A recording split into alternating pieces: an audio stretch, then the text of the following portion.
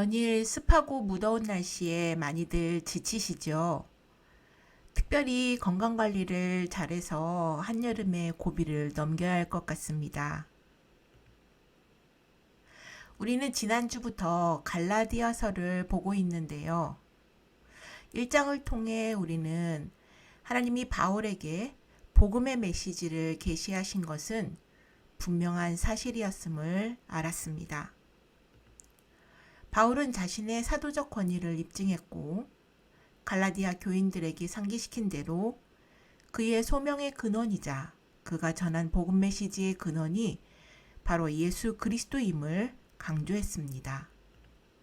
하지만 그가 그리스도인 공동체로부터 인정을 받기 위해서는 다소 얼마간의 시간이 필요했습니다. 교회를 크게 박해했던 그를 바로 참된 신자로 받아들이기가 쉽지 않았기 때문입니다. 그러나 교회가 그를 쉽사리 받아들이지 못했던 또 다른 이유는 그가 복음을 당시의 일반적인 흐름대로 유대인에게만이 아닌 이방인 공동체에게도 전했기 때문입니다. 오늘 갈라디아서 2장에서는 서로가 전하는 복음이 다르지 않다는 것을 확인하는 바울의 선교팀과 예루살렘 사도들 간의 전격 회동의 모습이 그려집니다. 어떠한 이야기들이 오고 갔을지 자세히 살펴보도록 하겠습니다. 14년 후에 내가 바나바와 함께 디도를 데리고 다시 예루살렘에 올라갔나니 계시를 따라 올라가 내가 이방 가운데서 전파하는 복음을 그들에게 제시하되 유력한 자들에게 사사로이 한 것은 내가 다름질하는 것이나 다름질한 것이 헛되지 않게 하려 함이라. 그러나 나와 함께 있는 헬라인 디도까지도 억지로 할례를 받게 하지 아니하였으니 이는 가만히 들어온 거짓 형제들 때문이라. 그들이 가만히 들어온 것은 그리스도 예수 안에서 우리가 가진 자유를 엿보고 우리를 종으로 삼고자 함이로되 그들에게 우리가 한시도 복종하지 아니하였으니 이는 복음의 진리가 항상 너희 가운데 있게 하려 함이라. 유력하다는 이들 중에 본래 어떤 이들이든지 내게 상관이 없으며 하나님은 사람을 외모로 취하지 아니하시나니 저 유력한 이들은 내게 의무를 더하여 준 것이 없고 도리어 그들은 내가 무할례자에게 복음 전함을 맡은 것이 베드로가 할례자에게 맡음과 같은 것을 보았고 베드로에게 역사하사 그를 할례자의 사도로 삼으신 이가 또한 내게 역사하사 나를 이방인의 사도로 삼으셨느니라. 또 기둥같이 여기는 야고보와 게바와 요한도 내게 주신 은혜를 알므로 나와 바나바에게 친교의 악수를 하였으니 우리는 이방인에게로 그들은 할례자에게로 가게 하려 함이라. 다만 우리에게 가난한 자들을 기억하도록 부탁하였으니 이것은 나도 본래부터 힘써 행하여 왔노라. 갈라디아서 2장 1절로 10절은 예루살렘 회의에 참석한 바울의 변증 내용입니다. 바울은 예루살렘에 처음 갔던 때로부터 14년 후에 믿을 만한 두 사람인 바나바와 디도와 함께 안디옥 교회에서 파송된 신분으로 예루살렘에 다시 올라갔습니다. 바울이 예루살렘 교회를 방문한 기사가 사도행전 11장 27절로 30절에도 나와 있는데 바울이 10년도 더 전에 예루살렘을 떠난 뒤로 두 번째 방문할 때까지의 사건들을 살펴보면 다음과 같습니다. 먼저 바울은 자기 고향인 소아시아 남동부 다소에 정착했습니다. 사도행전 10장은 베드로가 하나님으로부터 구원의 복음이 이방인들을 위한 것이기도 하다는 계시를 받았다는 이야기가 나옵니다. 또한 베드로는 최초의 공식 이방인 회심자인 로마의 백부장 고넬료에게 복음을 전했고 그는 온 가족과 함께 회심했습니다. 사도행전 11장은 예루살렘의 할례파에 대한 이야기로 시작되는데 예루살렘의 할례파는 할례받지 않은 이방인들을 교회에 받아들인 베드로에게 처음에 저항했으나 베드로에게서 하나님의 계시를 받은 이야기를 듣고 나서는 생각이 바뀌었습니다. 스데반이 박해당한 일을 계기로 흩어진 유대인들이 복음을 전하여 헬라어를 쓰는 안디옥의 이방인들이 복음을 받아들였다는 기사도 사도행전 11장에 나옵니다. 그러자 예루살렘 교회는 바나바를 안디옥으로 보내 안디옥의 새로운 이방인 회심자들을 가르치고 이끌게 했습니다.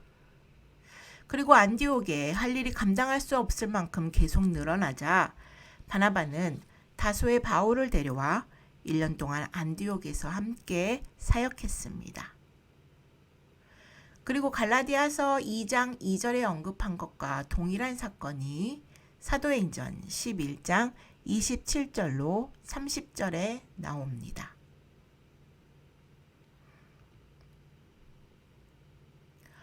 예루살렘에 도착한 바울과 바나바와 디도는 흉년의 여파를 덜어주고자 사도들에게 사랑의 헌금을 전달했을 뿐 아니라 복음을 제시했습니다. 바울이 회심한 후에 두 번째 예루살렘에 올라간 것은 계시에 대한 응답이었습니다.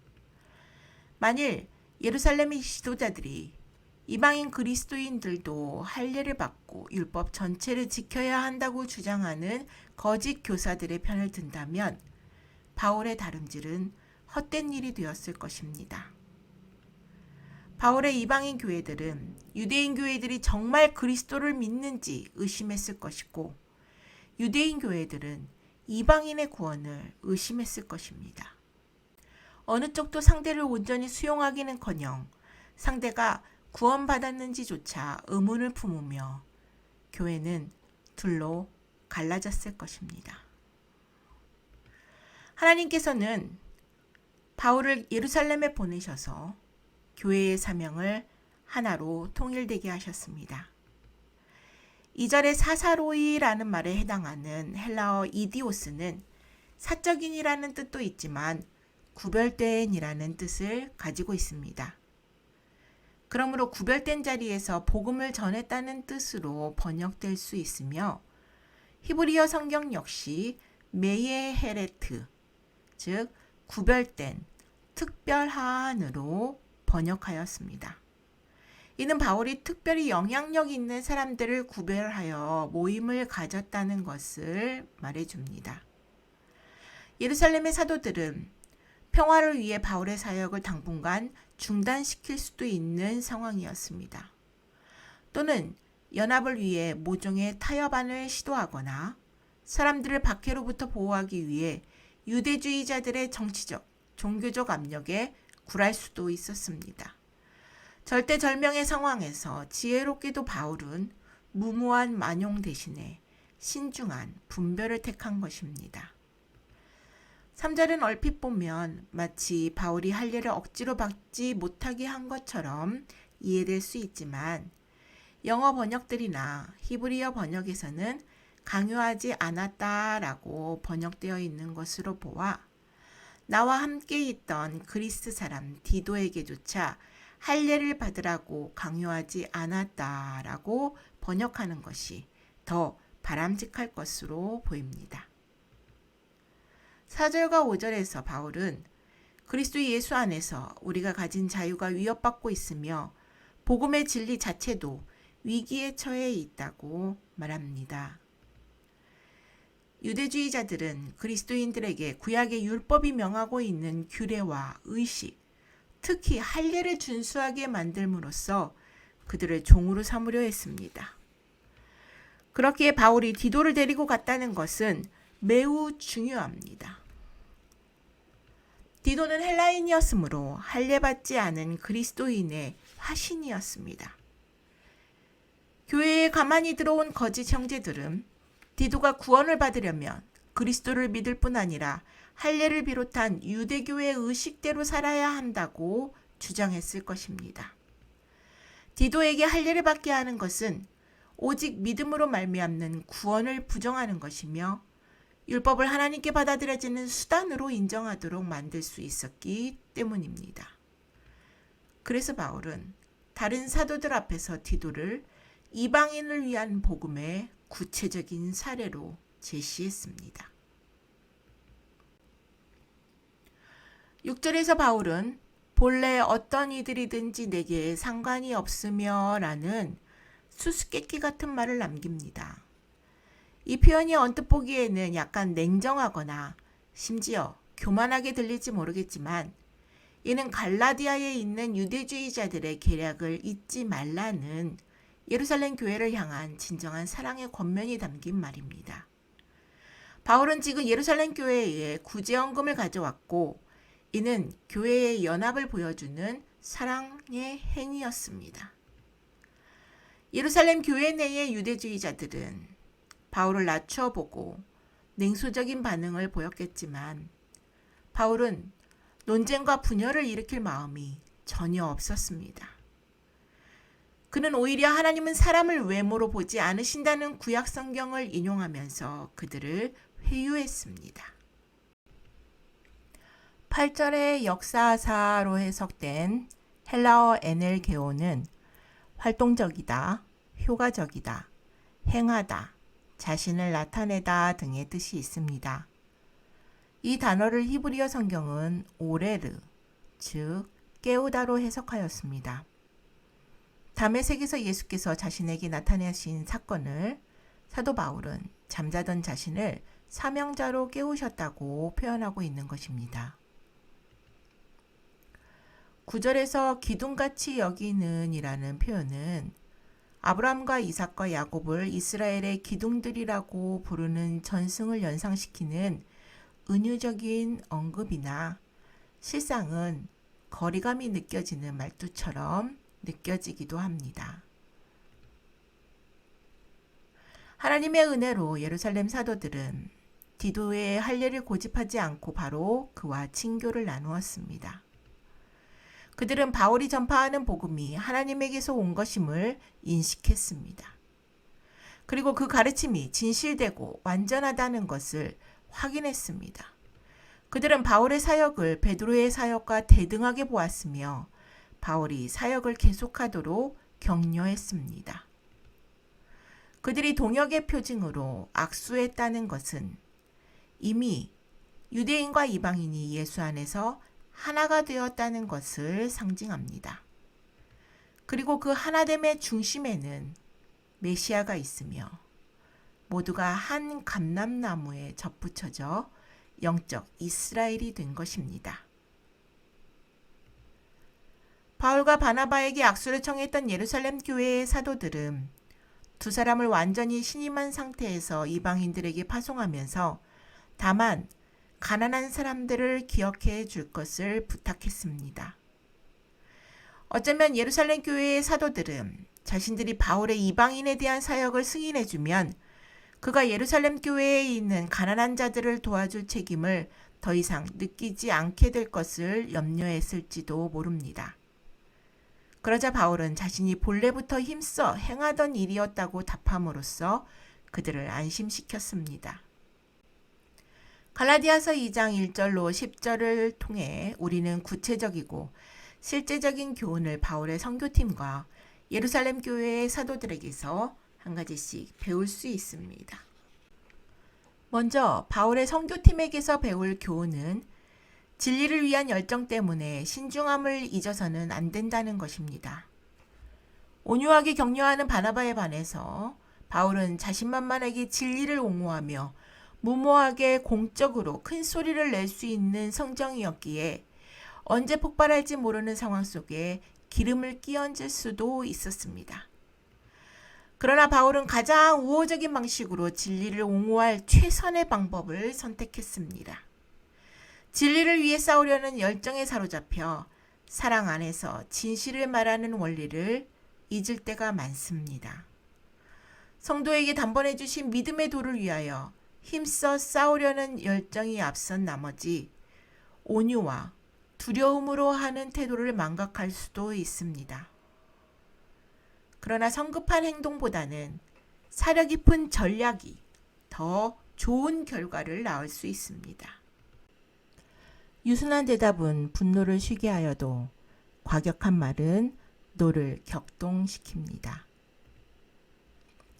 다음으로 예루살렘 사도들에게서 배울 교훈은 바른 교리를 지키려는 열정 때문에 바른 삶의 소홀해서는 안 된다는 것입니다. 복음은 머릿속에 간수해둘 일련의 명제가 아니라 마음과 손, 발로 표현해야 할 능력입니다. 복음은 속속들이 삶을 변화시키는 능력입니다. 자기적인 규칙과 규정으로 서로를 속박할 것이 아니라 그리스도 안에서 하나님이 우리를 받아주신 것처럼 서로를 인정하고 받아주어야 합니다. 복음이 훼손되거나 변질되지 않는 선에서 하나님의 은혜 안에서 너그러운 말로 격려하며 하나님이 원하시는 모습이 되기를 기다릴 줄 아는 인내가 필요합니다. 날 위해 모든 것을 버리신 그리스도의 은혜가 날 통해 누군가에게도 똑같이 전해질 수 있는 복음의 통로가 되어야 합니다.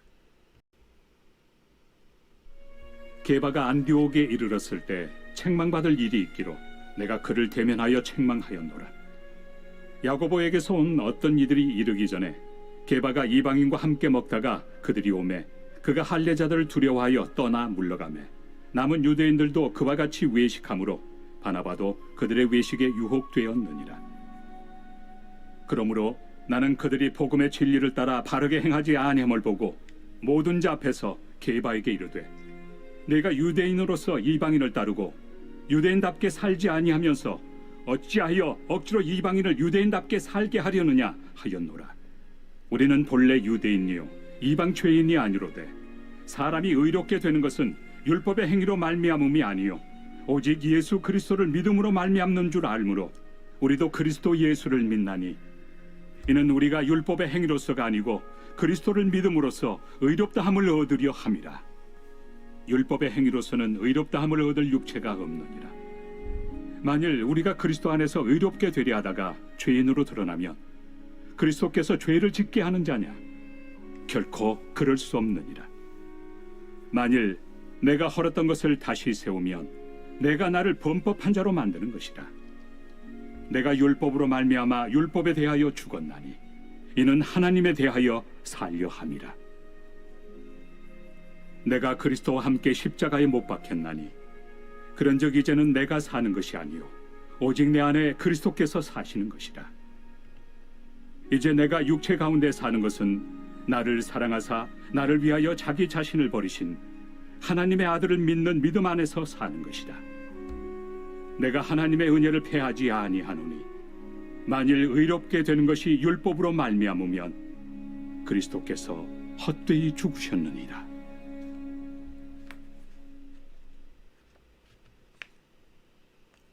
갈라디아서 2장 11절로 21절에서는 베드로의 과실에 대한 바울의 질책의 내용이 전개됩니다.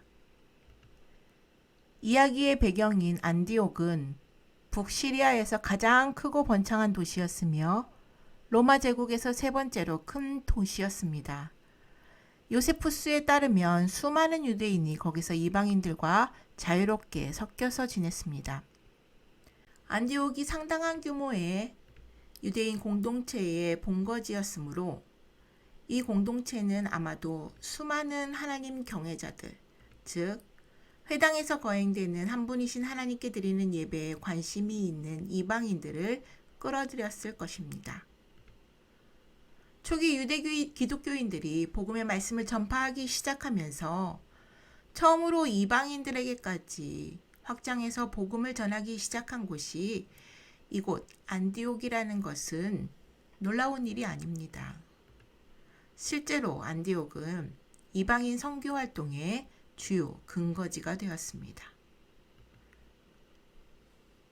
이 같은 다문화적인 안디옥 기독교 공동체는 오로지 할례 문제만을 다루었던 예루살렘 회의의 합의만으로는 예측할 수도 해결할 수도 없는 새로운 과제들이 많았습니다. 물론 바울이 그리스도 안에서 유대인과 이방인 사이에 동등과 우정에 대한 포괄적인 인정을 받았다 할지라도 엄격하게 토라를 준수하는 상당수의 예루살렘 유대인들은 이 동의를 그리 관대하게 해석하진 않았을 것이고, 특히 유대인과 이방인 기독교인 사이의 사회적인 관계와 식탁 문제에 대해서는 예루살렘 회의도 답을 주지 못했습니다. 그렇기에 안디옥 기독교인들은 그들 가운데 계시는 하나님의 은혜를 보고 유대인들이 이방인들과 함께 식사하는 관행을 자연스럽게 만들었고, 예루살렘에서 온 유대 기독교인들은 이러한 관행을 불쾌하게 생각했습니다. 구약에는 정결율법이 제정되어 있습니다. 예배자가 의식상 정결해져서 예배가 하나님 앞에 받아들여지려면 복잡한 일련의 규정을 지켜야 했습니다. 부정한 음식을 먹은 사람, 사체를 만진 사람, 병이 있거나 병자를 만진 사람 등은 하나님께 가까이 갈 수 없었습니다. 거룩하신 하나님은 죄인이 깨끗함을 받지 않고는 그분의 임재 안에 들어올 수 없음을 이 의식법을 통하여서 가르치셨습니다. 그런데 예수님이 오심으로 의식법은 기한이 만료되었습니다. 그리고 하나님은 환상을 통하여서 베드로에게 의식법이 끝난 이유를 보여주셨습니다. 구약에 먹지 말라고 한 짐승들이 큰 보자기 안에 가득한데 하나님은 그것을 베드로에게 잡아 먹으라고 하셨습니다. 그리고 하나님이 깨끗하게 하신 것을 네가 속되다고 하지 말라고도 말씀하셨습니다. 그 직후에 만난 고넬료라는 이방인이 회개하고 그리스도를 영접하여 거듭난 사건이 이어집니다. 이로 인하여서 베드로는 하나님은 사람의 외모를 보지 아니하시고 각 나라 중 하나님을 경외하며 의를 행하는 사람은 다 받으시는 줄을 깨달았습니다. 그때부터 베드로는 비판에도 아랑곳 없이 이방인과 함께 먹었고, 얼마 후에는 이방인들이 믿음으로 깨끗이 되었다고 증언하기도 했습니다. 그런 베드로가 위선적인 모습을 보이자 바울이 그를 책망하며 언행의 불일치를 모든 사람 앞에서 지적한 것입니다. 베드로도 이방인 선교가 폭발적으로 이루어지던 안디옥에 처음 왔을 때는 이방인들과 한 식탁에 둘러앉아 거리낌 없이 교제를 즐겼습니다.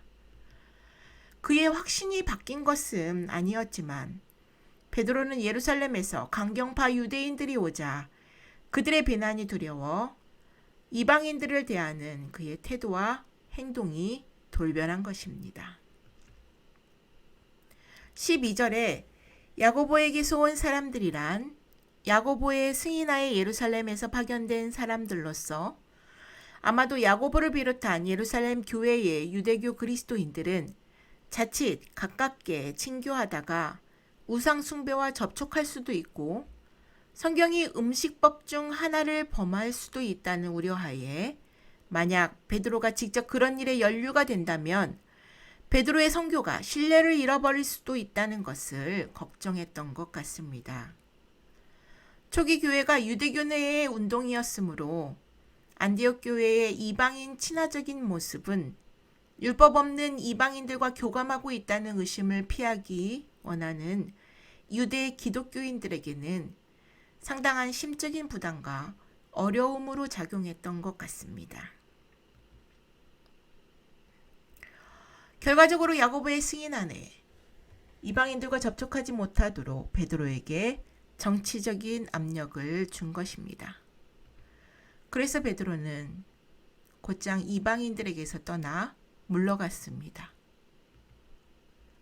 12절에 떠나다에 해당하는 휘포스텔로는 마치 군대가 노출된 위치에서 뒤로 빠지는 것 같은 전략적인 후퇴를 의미합니다. 물러감은 자신의 행동을 하나님의 백성은 악하고 우상을 숭배하는 이방 세계와 접촉하여 더러워지지 않도록 해야 한다고 하는 기존의 유대인의 신념에 베드로가 맞추어서 보인 행동입니다. 야고보에게서 온 사절들이 비록 베드로만 설득하는 데 집중했다고 하더라도 베드로가 공동의 식탁에서 물러난 것은 다른 사람들에게도 큰 영향을 미쳤습니다.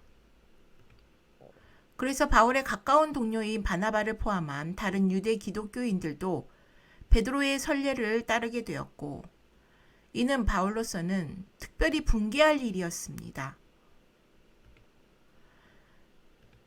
바나바는 예루살렘에서 거짓 형제들에게 저항할 때 자신의 편에 섰던 사람인데, 집단의 압력으로 인하여 바나바까지 유혹되었고, 바울만이 하나님이 새롭게 창조하신 공동체의 옹호자로 홀로 남게 되어버린 것입니다.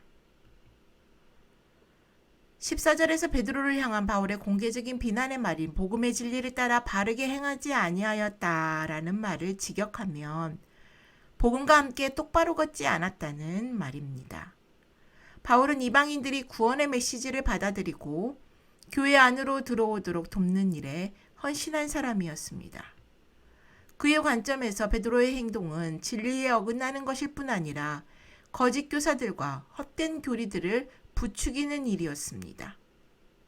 진리에 대한 침해가 공적으로 이루어졌으므로 베드로에 대한 비난 역시 공적으로 이루어진 것입니다.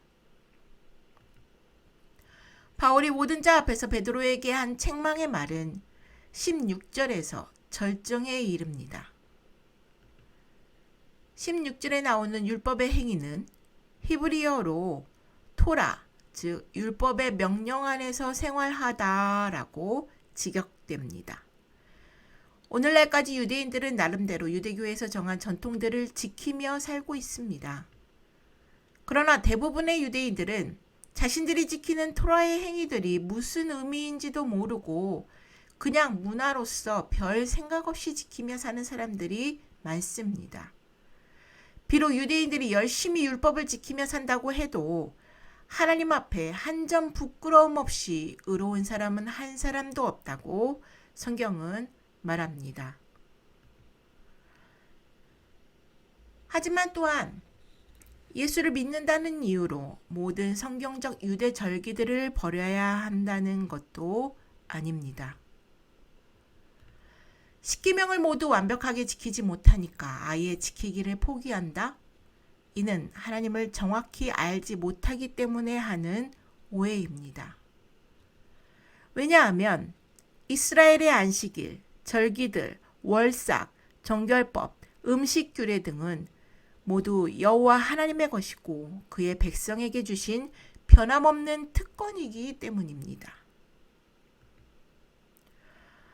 16절에서 바울이 말하는 이 의롭다 함은 본질상 정결함과 동일합니다. 그런데 여기서 바울이 정결함이 아닌 의롭다 함으로 용어를 바꾼 것은 의롭다 함이 법률 용어이므로 그리스도 안의 구원을 다른 각도에서 보게 해주기 때문입니다. 정결함의 반대는 단지 부정하다라는 것인데 이 말이 그리스도께서 우리에게 해주신 일을 전달하기에는 부족한 면이 있기 때문입니다. 정결하다는 개념으로만 보자면 그리스도께서 우리를 깨끗하게 하여 죄의 생각과 습관을 제해 주셨기 때문에 하나님이 우리를 받아주신다는 의미가 풍겨납니다. 이는 우리의 태도와 행동이 실제로 의롭게 됨으로써 하나님께 받아들여진다는 개념이 됩니다. 그러나 의롭게 됨의 반대는 정죄입니다. 의롭게 됨이란 우리가 실제 죄인임에도 불구하고 그리스도 안에 있으면 정죄당하지 않는다는 뜻입니다. 우리가 실제로 의로워졌기 때문에 하나님께 받아들여지는 것이 아니라 하나님께 받아들여졌기 때문에 의로워졌다는 이신 칭의의 신학이 의롭게 됨이라는 말에 담겨 있는 것입니다. 우리의 행위로는 의롭게 되지 못하고 율법을 지켜서는 구원받을 수 없습니다. 하지만 우리가 마음을 다하여서 율법의 말씀을 따라 사는 것도 믿는 자로서의 마땅한 행실입니다. 행위만으로 의롭다함을 얻을 수 있다면 믿음도 필요 없고 예수의 죽으심도 헛된 일이 되고 맙니다. 다만 예수께서 죽기까지 순종하셨듯이 믿음이 있지만 율법의 행위 곧 순종이 없다면 그 믿음은 영혼 없는 육체이며 율법의 행위는 있지만 믿음이 없다면 그 믿음은 육체 없는 영혼과 같습니다. 모세의 율법을 지키도록 촉구했던 자들이 갖고 있던 두려움 중 하나는 만약 사람들이 그런 명령으로부터 자유로워진다면 거룩한 삶을 살고자 하는 동기가 사라질 수 있다는 것이었습니다. 그들은 율법으로부터의 자유가 신자들로 하여금 악하고 무절제한 삶을 살도록 부추길 것이라고 믿었습니다. 그런 이유 때문에 그들은 계속해서 구원의 조건에 모세의 율법을 지키는 문제를 더했던 것입니다. 바울은 그런 어리석은 믿음에 도전했습니다. 그리스도께서는 율법이 아닌 믿음에 의한 구원을 주시기 위해 오셨는데 그렇다면 그것이 그리스도께서 죄를 짓게 하는 자라는 의미냐며 17절에서 말하고 또한 이어 바울은 결코 그럴 수 없다고 단호히 거부합니다. 우리는 옳은 일을 하고 옳은 교회에 출석하고 성경도 많이 읽고 성경이 말씀하는 모든 것을 분명하게 따른 후에도 천국에 가지 못할 수도 있다는 것을 명심해야 합니다. 구원은 우리가 무엇을 하거나 또 하지 않는 일들과는 아무 상관이 없습니다.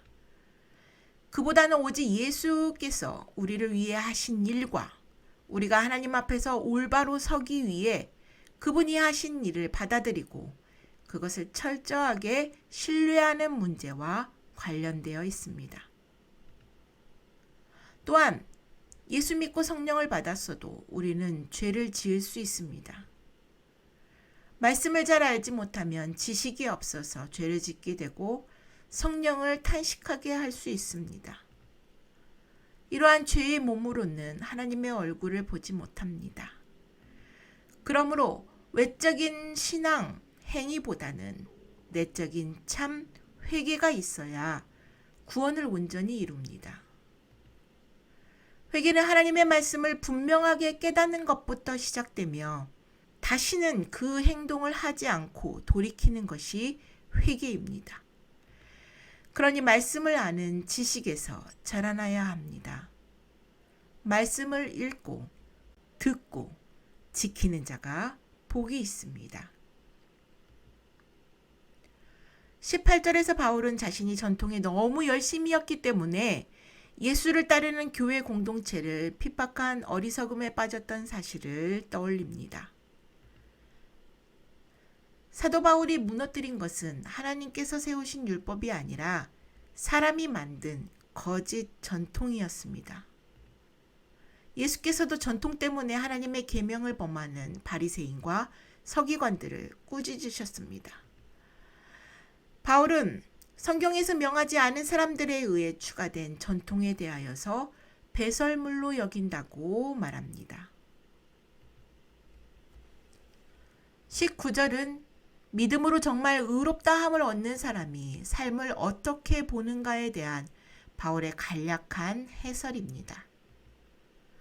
말미암아는 헬라어 디아에서 왔는데 이는 통하여, 때문에, 무엇을 위해 등의 뜻을 가지고 있습니다. 여기서는 디아라는 단어를 두 개의 뜻, 말미암아, 무엇에 대하여 라고 해석하여서 즉 율법으로 말미암아 율법에 대하여 죽었다로 두 번 강조해서 번역한 것입니다. 자신이 받아들여진 줄 모르고 하나님께 순종하던 때에는 바울도 보상을 바라고 순종했습니다. 순전히 하나님을 사랑해서가 아니라 그분께 무언가를 얻기 위해서였습니다. 믿기 전에, 즉 율법을 지켜 스스로 구원하려던 때에는 그가 하나님을 위해 살지는 않았습니다. 그는 아주 도덕적이고 선량했으나 결코 하나님을 위해서가 아니라 모두 다 자신을 위해서였습니다. 그러나 이제 받아들여졌고 의롭다함을 받았으므로 그의 순종의 동기가 바뀐 것입니다. 자신이 구주로 여기던 율법에 대해 죽고 나 자신을 위한 율법으로 말미암은 삶을 그만두고 이제는 나를 사랑하사 나를 위하여 자기를 버리신 예수 그리스도처럼 살겠다는 바울의 결단이 갈라디아서 2장 20절의 말씀입니다. 그리스도 안에서 이미 죽고 심판받고 직접 빚을 갚은 것처럼 그리스도께서 그 빚을 모두 깨끗이 정산하셨으니 하나님 앞에서 다시 사는 삶이라고 말하면서 만일 의롭게 되는 것이 율법으로 말미암은 것이면 그리스도께서 헛되이 죽은 것임을 다시 강조하며 논쟁을 마무리합니다. 20절은 14절의 다른 표현이라 할 수 있습니다. 우리는 복음의 진리를 따라 살아야 합니다. 내가 온전히 십자가 아래서 죽으면 죽을수록 하나님께서 그 아들의 영을 우리에게 부어 여호와 하나님을 아버지라 부르게 하시고 성령 충만함으로 열방의 증인이 되게 하십니다. 성령은 내 힘으로 하려고 했던 것을 내려놓게 하시며 성령께서 일하도록 모든 것을 내어드림으로써 진정한 자유를 누릴 수 있습니다. 성령은 진리의 영이기 때문에 말씀대로 살게 하며 하나님 아버지의 마음을 품게 합니다. 그러나 우리를 종으로 삼으려는 자들은 진리가 아닌 것으로 우리를 속박합니다. 심지어 여호와 하나님께서 주신 율법일지라도 다른 말씀들을 폐한다면 그것은 다른 교리가 되고 영혼들을 속박하고 종 삼을 수 있습니다. 바울의 복음을 위한 투쟁은 모세의 율법에 대한 준수가 율법의 행위가 아니며 또한 구원받는 이유가 될 수 없다는 것이며 장로의 유전, 사람의 전통, 말씀을 왜곡하는 자들이 그들의 교리로 성령의 길을 방해하고 성도들의 자유를 빼앗고 속박하는 것에 대한 반박입니다.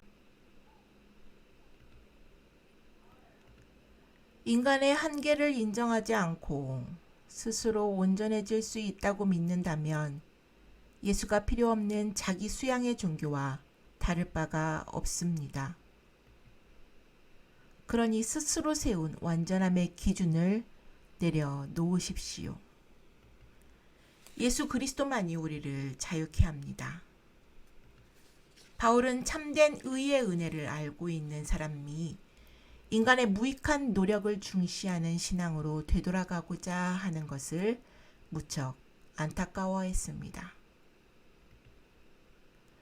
우리 중 너무나 많은 이들이 행위의 신앙에 사로잡혀 있습니다. 우리는 항상 옳은 일을 하려고 애를 쓰며 옳은 교리를 믿고 가르칩니다. 그러나 우리는 여전히 공허합니다. 바울은 우리에게 기독교적 삶의 비밀은 그리스도께서 우리 안에서 그리고 우리를 통해서 그분의 삶을 사시도록 허락하는 것이라고 가르칩니다. 바로 여기에 참된 승리와 참된 평안이 있습니다. 샬롬, 샬롬.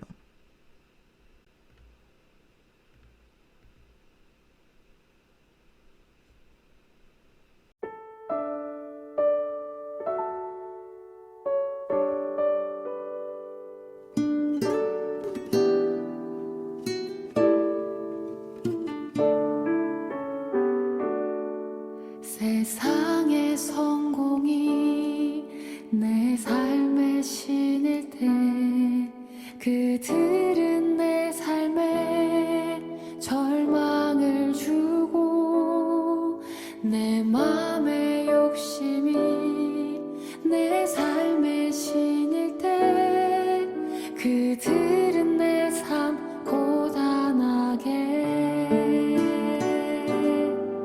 내가 주